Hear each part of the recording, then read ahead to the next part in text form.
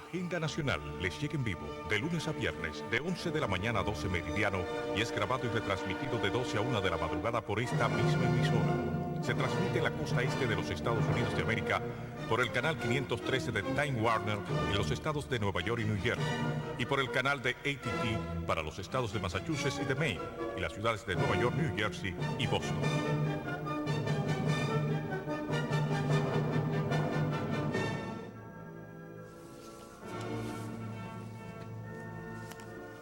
Saludos dominicanos en todo el territorio de la República y en ultramar en la costa este de los Estados Unidos de América e igualmente a todos sus habitantes de habla hispana. Hoy, martes 11 de junio del año 2002, les traemos otra edición de Agenda Nacional. Este programa sustenta los valores de la libertad y la democracia y el derecho de los dominicanos y los latinoamericanos al desarrollo económico y social, con apego y respeto a los principios de soberanía y autodeterminación que sustentan y hacen posible la convivencia pacífica de pueblos y naciones, para identificar y analizar los obstáculos que han impedido e impiden que alcancemos la condición de vida y la felicidad a la que somos acreedores. Les habla Leopoldo Espaillán Anito y para llevar adelante este programa contamos como siempre con la ayuda y colaboración de nuestro amigo, el licenciado Roger Ogando Piña. Muy buenas, Roger. Muy buenos días, Leopoldo. Vamos a introducirnos dentro de usual temas previos para nuestra agenda Tenemos nacional. una encomienda del amigo Rafael Flores Estrella en su programa y quería nuestra opinión sobre algo que él nos envió por internet.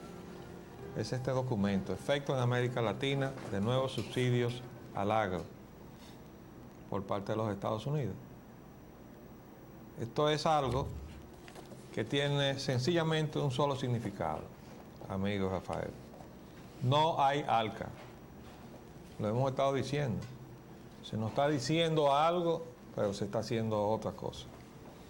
Y nosotros tenemos que aprender a ver qué es lo que la gente, lo que se han logrado desarrollar, los países que se han desarrollado, las empresas que se han desarrollado, qué es lo que hacen y no qué es lo que dicen.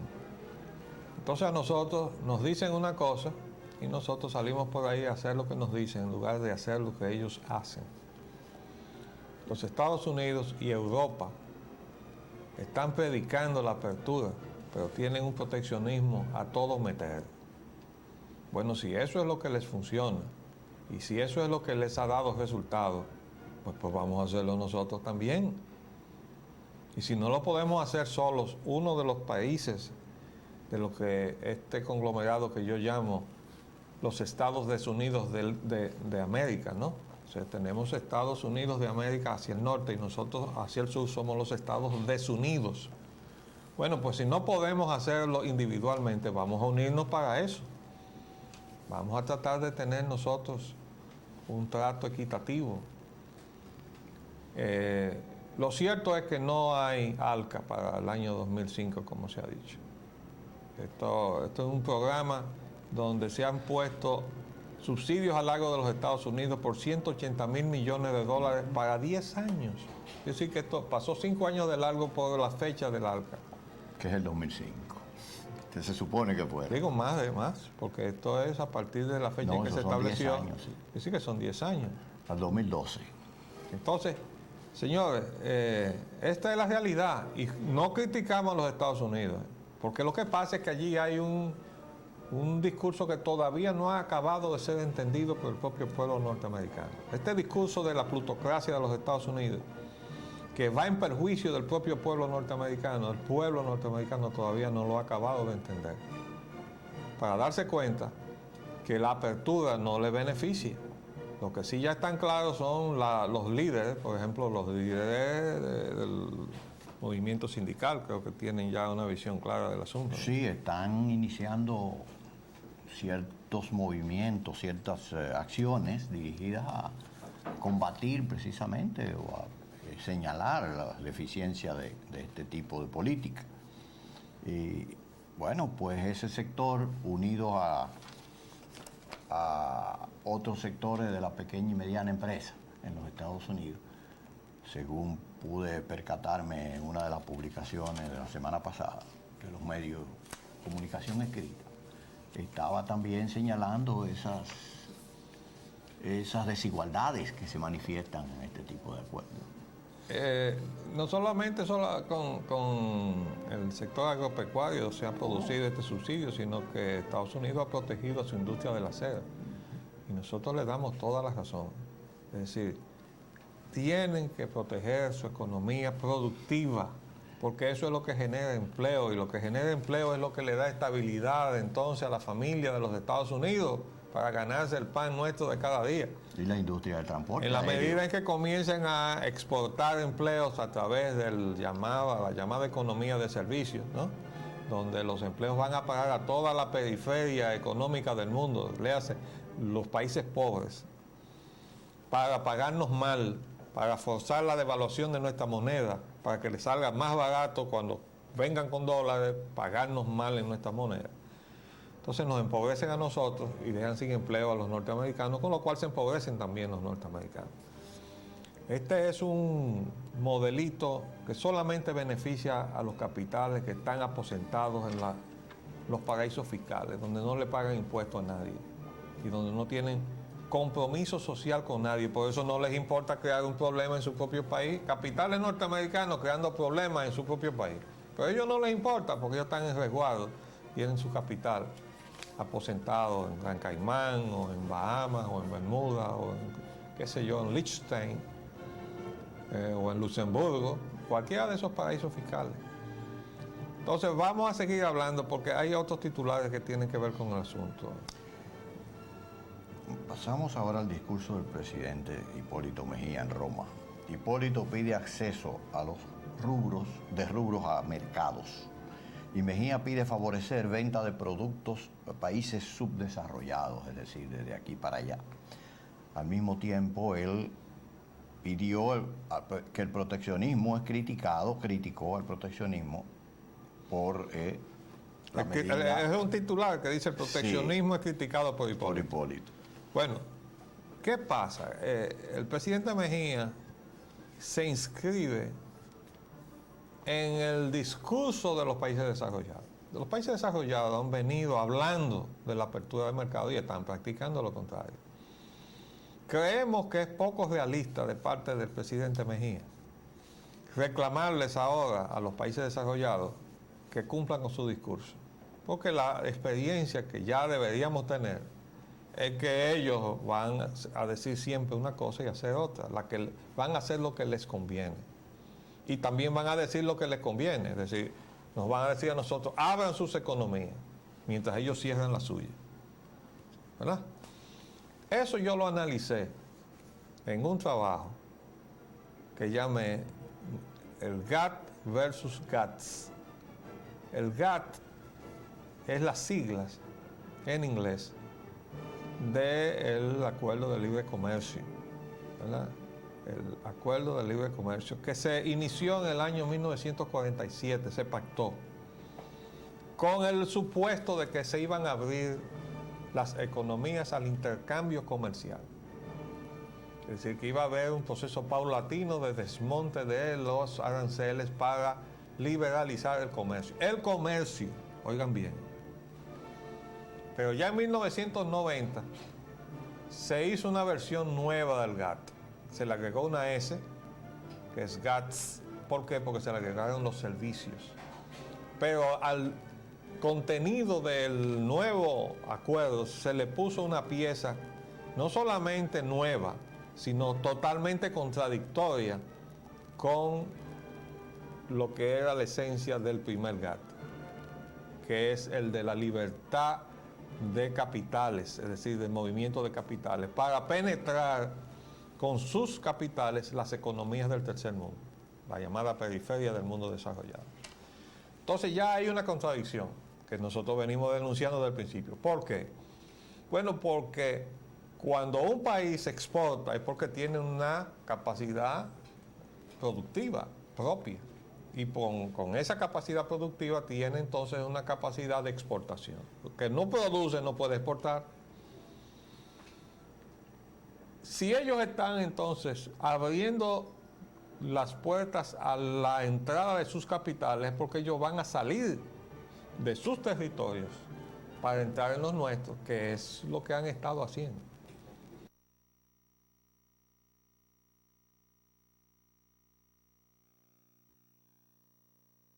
El más grande se come al chiquito, ¿verdad? El fuerte se traga al débil.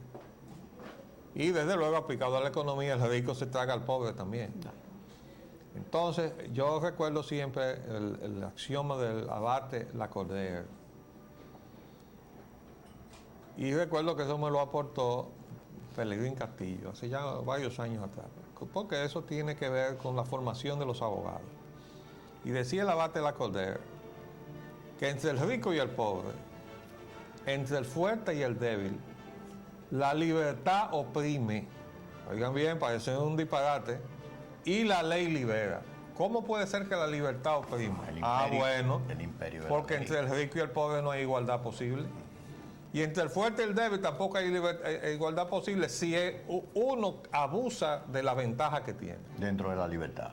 Entonces, está en libertad de abusar del más débil.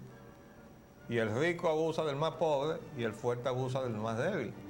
Entonces, ¿cómo logra el débil liberarse del abuso? La ley los hace iguales. Oigan bien, por eso es importante salir de la ley de la selva para pasar a la vida civilizada. Pero eso que vale entre los hombres individualmente, vale entre las naciones.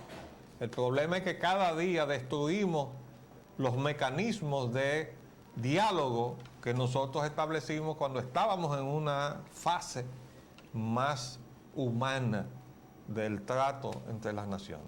Y llegamos a formar las Naciones Unidas. Y ahora las Naciones Unidas soslayadas están prácticamente difuntas. Prácticamente difuntas. El último episodio pasó cuando trataron de mandar una misión a intervenir en el asunto de Arafat y Sharon. Y Sharon le dijo, aquí no pueden entrar. Y las devolvió.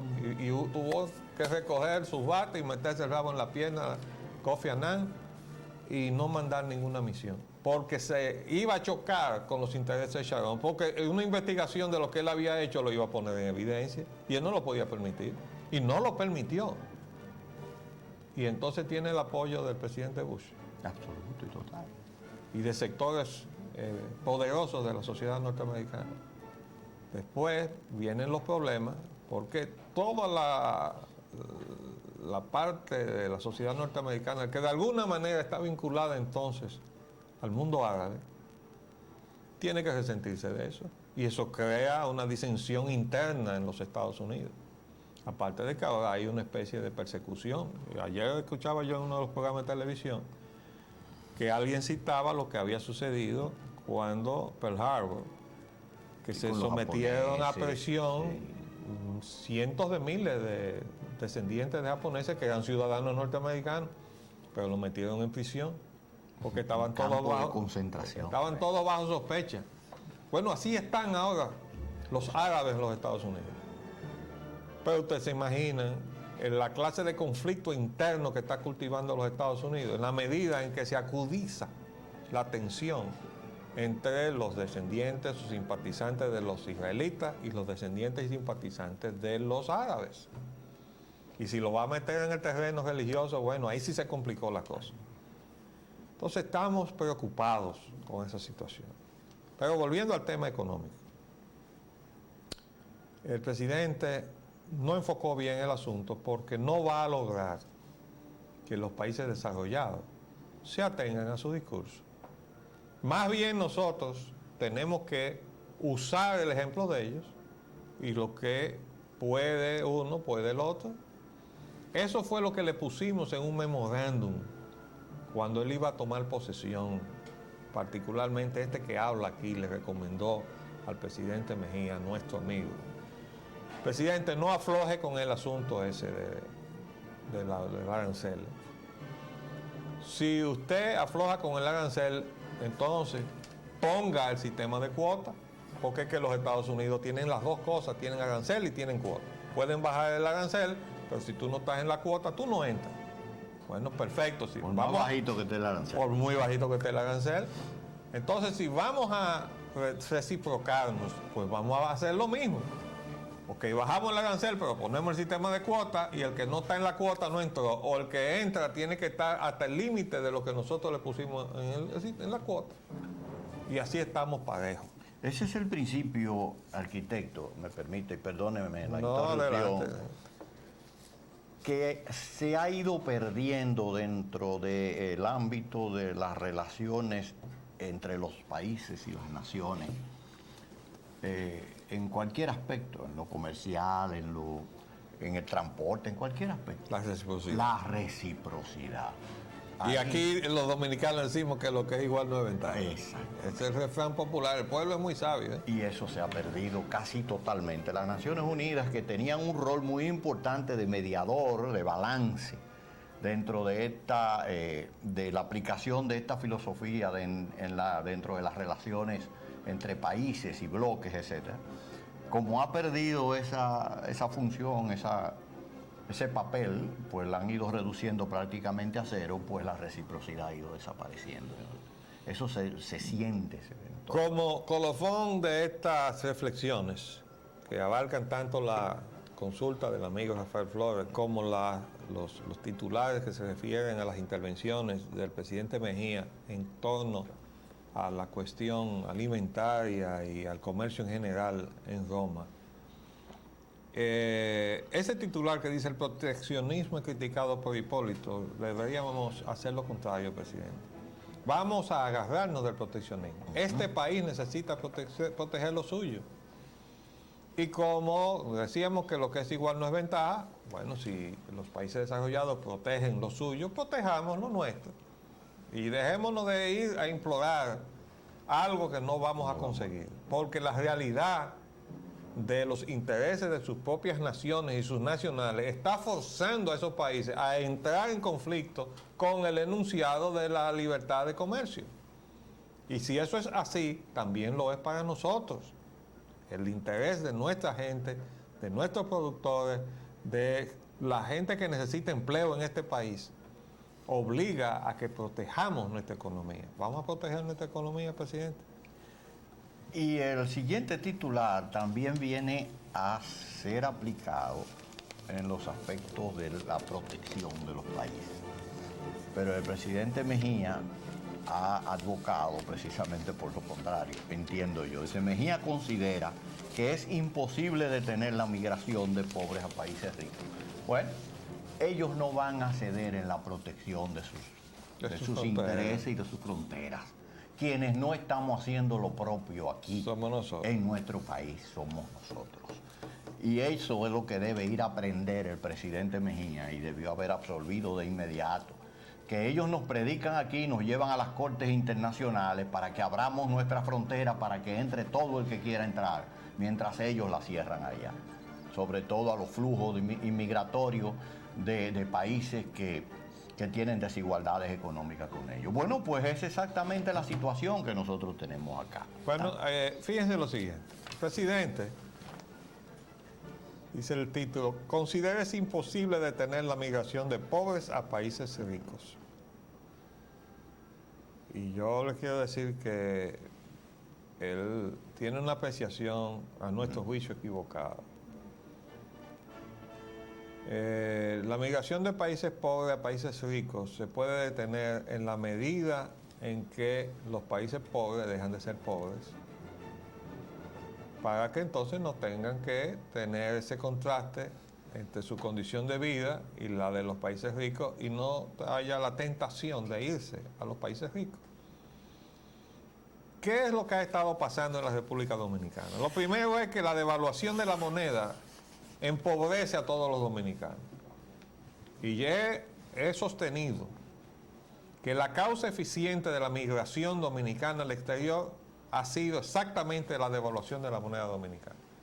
Cuando el país comenzó a empobrecerse, cuando la gente comenzó a sentir que lo que ganaba con el sudor de su frente no le daba para subvenir a sus necesidades, comenzó a migrar hacia el exterior.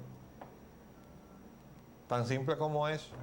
Y mientras más se devaluaba la moneda, pues menos le alcanzaba el dinero. Y eso ha sido una carrera entre la devaluación y el escalamiento de los precios, que van en función uno del otro. Y el resultado es que cada día la gente supuestamente gana más y cada vez le alcanza menos. ¿Por qué? Porque vale menos el dinero. Entonces, fíjense, En la medida en que haya una situación de una riqueza al lado de pobreza, que es el caso que tenemos, aunque guardando las distancias entre República Dominicana y Haití, no somos un país rico, pero comparativamente hablando, frente al país más pobre de América, y quizás uno de los más pobres del mundo, que es Haití, después de haber sido la colonia más rica de Francia en América.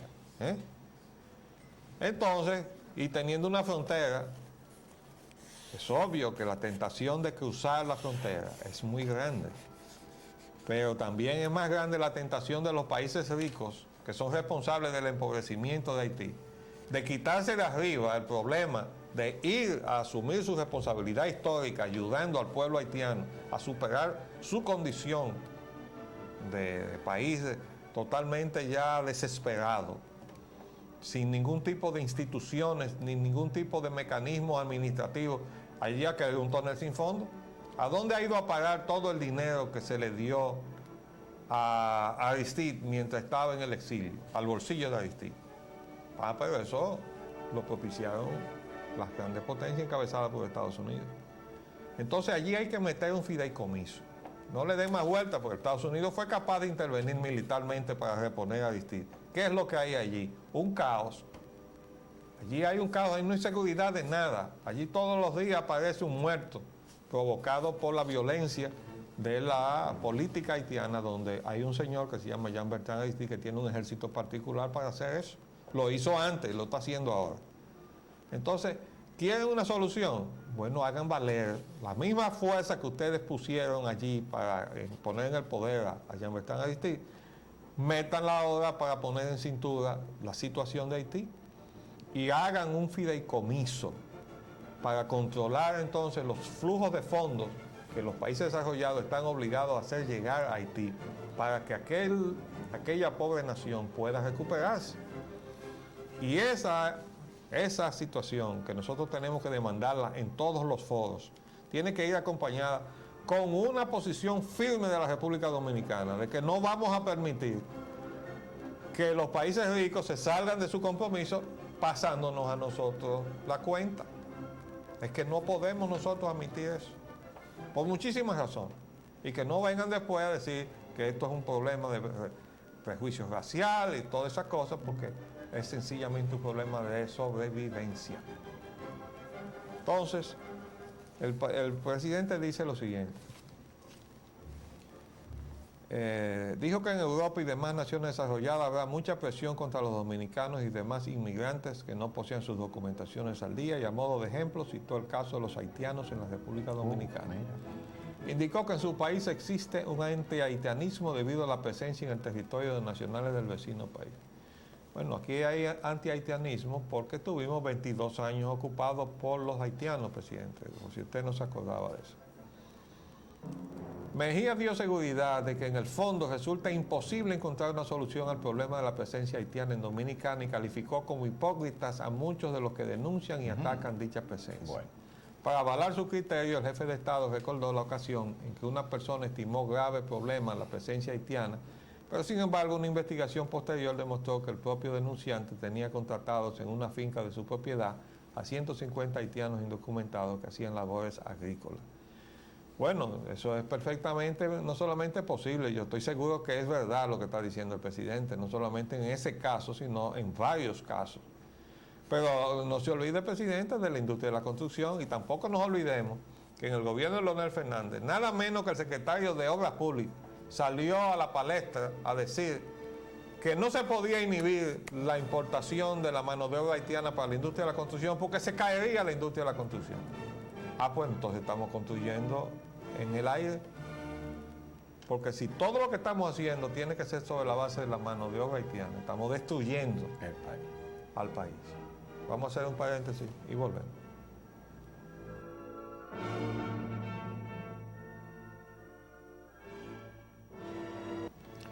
Bueno, el presidente también mencionó aquí varios rubros de producción agrícola.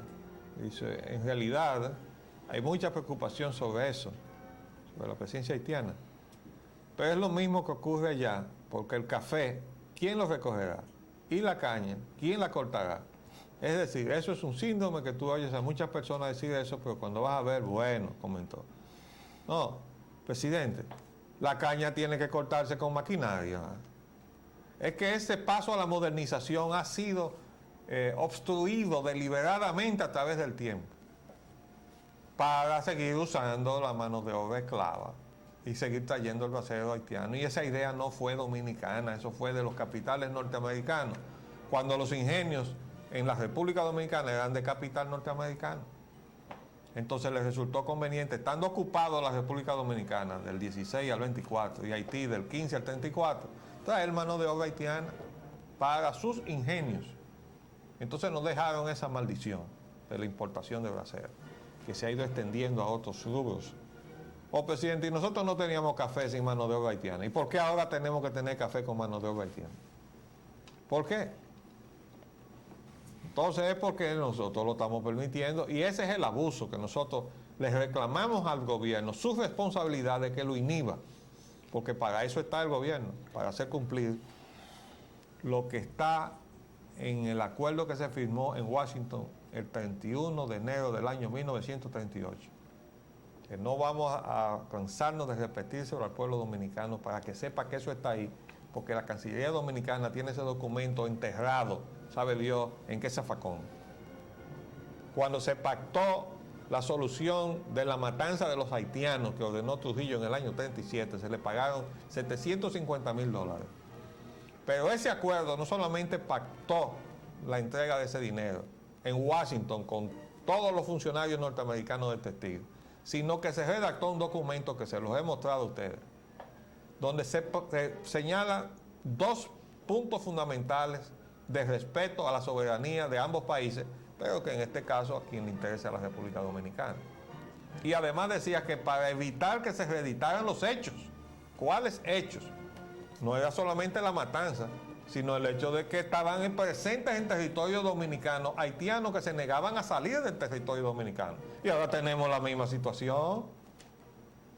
Entonces, se plantearon dos artículos firmados por los representantes de los dos países. Primero, que ambos países tomarían todas las providencias necesarias para evitar que sus nacionales pasaran al otro territorio vecino sin cumplir los requisitos de ley de ese territorio vecino. Eso lo ha incumplido Haití flagrantemente y nosotros hemos sido incapaces de ponerle una causa en un tribunal internacional por violar eso.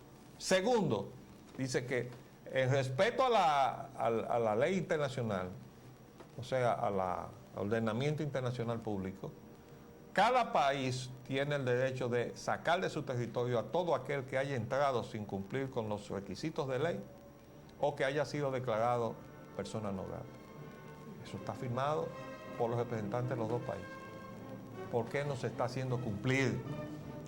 Porque ha habido entonces una situación, y quiero decir lo siguiente, ahora quieren decir, no, porque sacar eso es un documento trujillista. Y como eso es trujillista, le están haciendo un gran bien al dictador con eso. Porque están diciendo que él se preocupó por preservar a la nación y después de él no ha habido entonces preocupación por preservar a la nación. Y hemos dicho, aquí no estamos defendiendo el régimen de la dictadura, lo que estamos criticando la involución del proceso democrático dominicano, que esto no se puede llamar democracia y porque estamos perdiendo todo, incluyendo la soberanía económica y política de la nación. Entonces no podemos decir que estamos bien. Y no podemos ocultar que hemos perdido cosas que teníamos en la dictadura. Las hemos perdido, porque ahora estamos a punto de perder la moneda y quedarnos sin Banco Central y sin Banco de Reserva también. Entonces, ¿qué soberanía política vamos a tener si toda la economía dominicana está controlada por el capital extranjero? Y vamos a ser una nación soberana e independiente, con autodeterminación. Entonces, ese es el problema de fondo. Entonces, quisiéramos que el presidente lo entendiera. De verdad que nosotros, con el mejor deseo, le pedimos que vaya a su archivo, busque el memorándum que le entregamos antes de la toma de posesión y le haga un esfuerzo y le dé una leidita para que se dé cuenta que nosotros desde el principio hemos querido ayudarlo a trillar por donde van enrumbados los intereses del pueblo dominicano.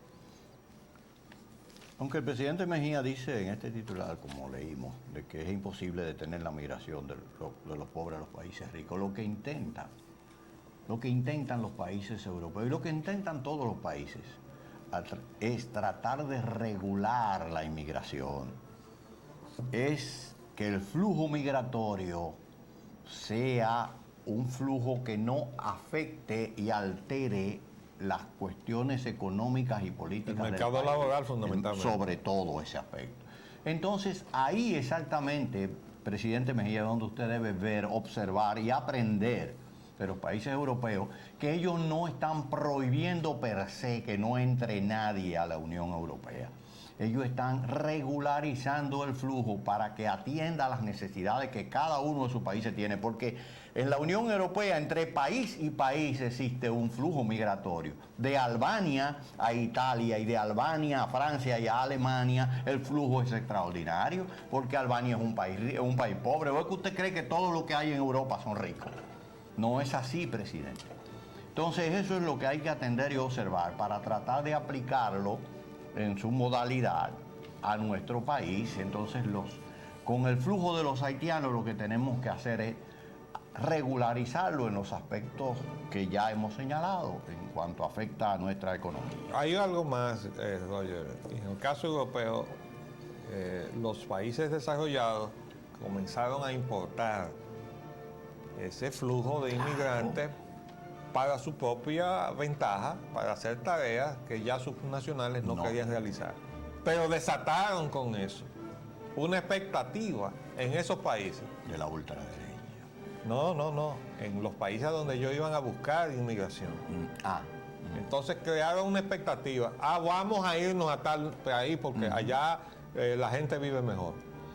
O sea, crearon entonces, pusieron a saborear a esas naciones la oportunidad de hacerse de un futuro en otro país y salir y escapar de la pobreza de su país. Entonces, ellos crearon el problema. Ahora están tomando medidas, ¿por qué? Porque después de haber ido a buscar la inmigración, ahora los inmigrantes van en cantidades que ellos no desean y están trastocando sus mercados laborales. Y le están quitando oportunidades a sus propios nacionales. Y eso es lo que está creando ahora mismo problemas de todo tipo, porque entonces los nacionales de esos países ahora están creando protestas violentas contra los inmigrantes que vienen a buscar la esperanza, el espejismo de escapar de la pobreza. Pero los otros están defendiendo lo suyo. Dicen, no podemos permitir que entren porque nos están quitando el pan de la boca. Y ese es el problema. Pero ¿quiénes lo crearon? Los crearon los capitales. Y los capitales extranjeros, en aquel caso norteamericanos, propietarios de los ingenios aquí, para su conveniencia nos crearon este problema que ahora se ha dimensionado hacia toda la economía. Pero eso es culpa de nosotros que lo hemos permitido. Claro, también hemos estado bajo presión, porque el proyecto de la fusión es un proyecto que dejó de ser haitiano para ser un proyecto auspiciado por el Departamento de Estado de los Estados Unidos y otras cancillerías. Entonces ese es el problema, claro, eso no es la voluntad del pueblo norteamericano, para que estemos claros. El Departamento de Estado le responde a la plutocracia norteamericana que pone gobiernos allá y entra en conflicto incluso con el interés de su propio pueblo cuando le quita oportunidades de empleo a los propios norteamericanos, propiciando un modelo económico que exporta capitales y exporta empleos al exterior. Y concentra las riquezas en paraísos fiscales. Ese modelo no puede beneficiar al pueblo norteamericano. Pero eso es lo que hay. Entonces, de alguna manera, el pueblo norteamericano y los pueblos latinoamericanos que estamos padeciendo lo mismo, tenemos que ponernos de acuerdo para ver cómo buscamos una economía que nos armonice en términos de nuestros intereses fundamentales.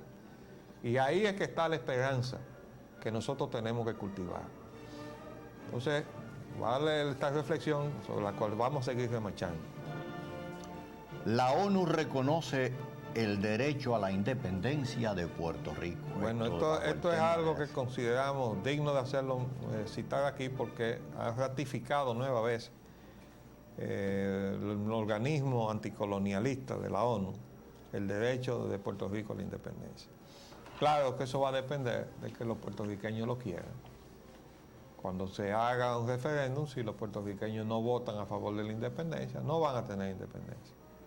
Y se han acomodado, se han acolchado con el bienestar económico subsidiado por la economía del norte y no han encontrado el camino de la independencia. Yo quiero decir que ellos tuvieron un gobernador que se llamó Roberto Sánchez Vilella. Ese señor tenía una visión internacionalista distinta. Yo trabajaba en el secretariado técnico, estamos hablando del año 72, por ahí más o menos, 72, 73. Y se inició en Puerto Rico una reforma donde se creó una corporación del Caribe. Y esa corporación tenía estatus de entidad autónoma del gobierno de Puerto Rico. ¿Y cuál era el propósito de eso? De abrir relaciones con el Caribe. Y ahí comenzó una especie de ofensiva de Puerto Rico para relacionarse con el resto del Caribe. Pero ustedes saben por qué, porque ellos estaban pensando en un estatus, sí, vamos a hacer bases a la económicas a la independencia, para poder aspirar a la independencia. Desestatidad. Por ahí andaban esa gente. Lo que pasa es que esa gestión duró poco. Yo trabajé durante un tiempo en el programa de intercambio con Puerto Rico, conocí a varios de los funcionarios del gobierno puertorriqueño de esa época y puedo decirle que ese era el espíritu que estaba detrás de ese programa, que tan pronto subió el grupo conservador en Puerto Rico, se extinguió el programa de intercambio con la República Dominicana. De Muñoz Marín, de inmediato. Entonces, queríamos hacer ese comentario. Y viene una declaración ahora muy llamativa, muy expresiva. La declaración del Procurador General de la República, don Virgilio Bello Rosa, que pide explicar el destino de los fondos de privatización de la Corporación Dominicana de Electricidad. Bueno, don Virgilio. Venga, no, bienvenido. Claro. Dice el refrán, más vale tarde que nunca, ¿verdad? Lo cierto es que con esta afirmación, el Procurador General de la República ha venido a plantear una situación que está en sus manos, ponerla en marcha. El Departamento de Prevención de la Corrupción depende del Procurador General de la República. Claro que hay un trabajo técnico que realizar, pero nosotros podemos decirle, desde ahora cuente con la colaboración de todos los que estamos interesados en que haya justicia en este país sobre este tema. Y los remito a que se hagan completar su información con lo que tiene el Banco Central ahí, en sus archivos, sobre el testimonio que ellos dan en el boletín número 2 de balanza de pagos del periodo 1995-2000, donde piden o donde dicen que la CREP pidió que se le permitiera dejar parte de la inversión registrada como inversión en cartera en el exterior. Ahí está la constancia. Pero además vayan ahí que van a encontrar la comunicación de la CREP a la firma de Antonio Isaconde, diciendo que lo hacía por autorización del presidente Leonel Fernández, y ahí encontrarán todos los elementos probatorios de la conjura con la cual se despojó a este país de su patrimonio, con un engaño. Y sobre el hecho mismo quizás le pueda servir a la investigación del señor Procurador el informe que preparó para el Senado la comisión aquella encabezada por Abinader, y que la parte técnica la manejó el doctor Pedro Manuel Casar. Así es que por ahí puede empezar con todos esos elementos y convocar a toda esta gente y mano a la obra, como dicen. Dice aquí, además, el procurador, que al igual como se le exigió al presidente Hipólito Mejía que explicara el uso que dio a los recursos de los bonos soberanos, a las autoridades salientes se les debe pedir una explicación sobre el destino de los fondos de la capitalización de la corporación. Pero no creo yo que hay que ligar una cosa a la otra, sino que sencillamente esto se debió haber hecho, ya han transcurrido 2 años, procurador. Pero nos alienta a que se haya pronunciado en esa más vale tarde tónica, que nunca, ¿no? Sí. dice el pueblo. La petición pública del doctor Salomón Jorge. Bueno, esto es algo que conmueve. Mire, el doctor Salomón Jorge es una persona que es una institución en Santiago de los Caballeros. Aquí leyendo esta crónica del periodista Santiago González en El Nacional, entrevistándolo a él. Aquí hay una relación de todos los honores que le han sido conferidos en su vida. No solamente desde aquí, internamente, sino desde otros países. A este señor le mataron su hijo, que fue el cineasta Jorge Jean-Louis Jorge. Hay que decir que este cineasta, y además hombre de televisión, estaba metido en esas depravaciones en que ha caído alguna gente de la farándula. ¿Por qué? Era obvio que había una situación muy oscura que no queremos ahora traer. Pero a ese muchacho lo mataron y su padre dice que su asesino anda suelto. Él señala específicamente a... Él sacó un espacio pagado y la pregunta que le hace el periodista le dice, usted sacó la semana pasada un espacio pagado reclamando si han buscado los verdaderos asesinos de su hijo Jean-Louis. ¿Usted se siente solo en este propósito? Y él contesta, bueno, yo tengo un buen abogado, que es Artañán Pérez. Los amigos de verdad de mi hijo me llaman siempre, vienen aquí. Ellos saben que enfrento esto con dificultades. Yo estoy luchando contra la depresión, ya soy muy mayor, tengo 90 años. A medida que uno envejece, uno se hace más sensible a la depresión. Le pregunta el periodista, usted ha reiterado que solo le interesa ver tras las rejas con vida a los asesinos de su hijo. ¿Cree poder lograrlo? Y él contesta, fíjese, uno de los asesinos de Jean-Louis es un ex policía. Tenía 21 años, violó y asesinó a una viejita. Lo condenaron a 20 años y antes de las 2 semanas estaba suelto. Ese fue el primero en darle una puñalada a mi hijo. Fue ese señor. Pero los 3 le dieron como 20 tocadas. Eso fue salvaje. El acto más bárbaro es degollar a un ser humano. Y eso hicieron con mi hijo. Hay un italiano que yo menciono que le dio un revólver a uno de los asesinos. Le pregunta el periodista, ¿usted conoce ese nombre? Y le dice, no lo sé ni lo sabe Artañán tampoco. Y por ahí sigue ese padre pidiendo justicia. ¿Qué pasa? Que no tenemos justicia en este país. No la hay. ¿Usted cree que es posible que eso no se haya podido ya llevar a sus últimas consecuencias? Y que este señor esté todavía sangrando por esa herida, aparte de la pérdida de su hijo, de ver que no se ha administrado justicia. Eso, sencillamente, queríamos hacernos eco de esa situación. Tenemos justicia, pero tenemos inamovilidad. Denuncia de los trabajadores de la CDE contra César Sánchez, el señor administrador. Bueno, yo encontré en el buzón de mi casa esta carta.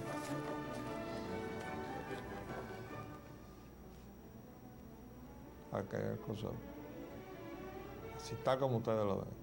Y aquí dice de PRDistas de la CDE. Obsérvenlo ahí. ¿Verdad? Está dirigido a mí. ¿Y qué nos envían? Miren, nos mandan.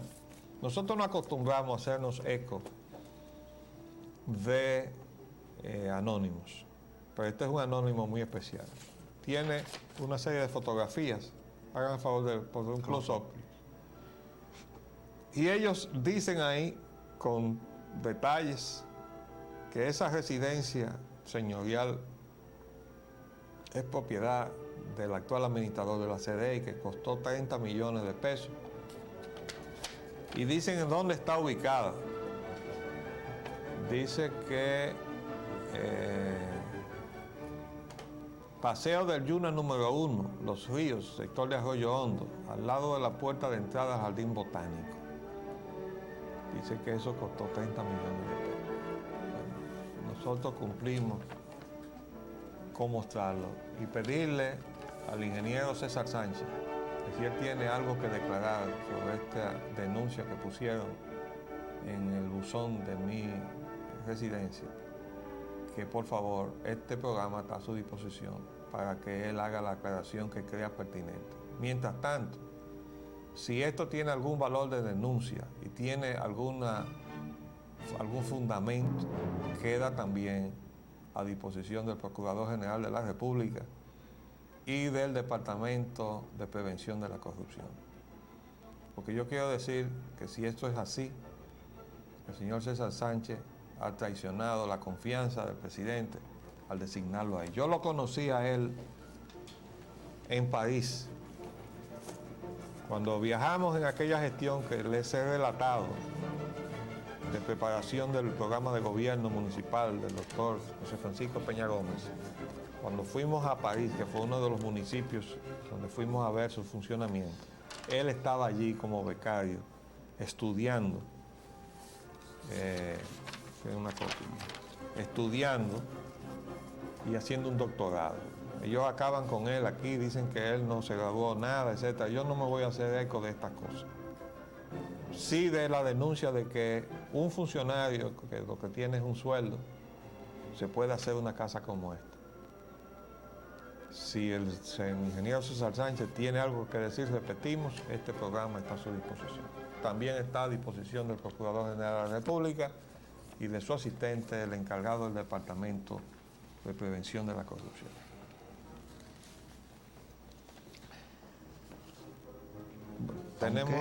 Nos falta muy breve tiempo, pero podemos leer estos titulares sobre los temas nacionales.